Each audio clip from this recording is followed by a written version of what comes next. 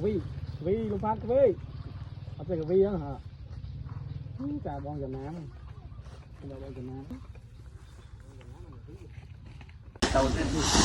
mấy cái bạn gì kia tháo ra tôi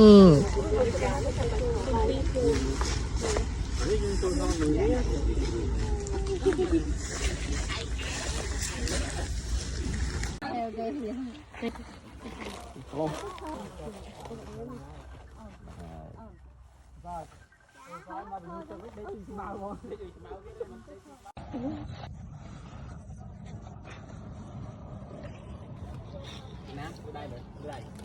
đây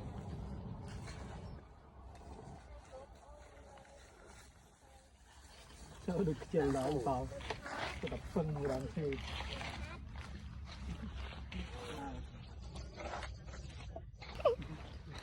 cô bán cái gì lại mình phải con trong cả tập liên tập đặt tập rôm nhà cuốn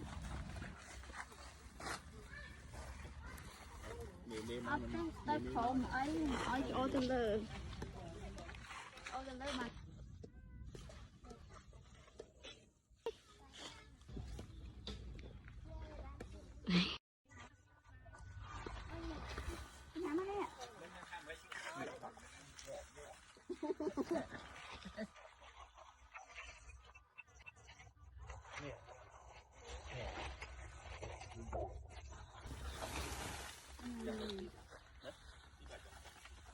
thì cũng sâu ảo phật việc với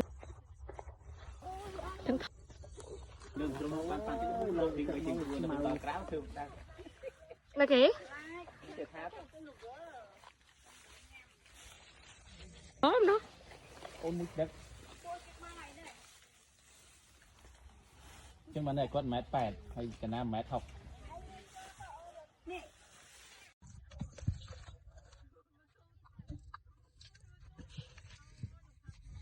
ai mà mơ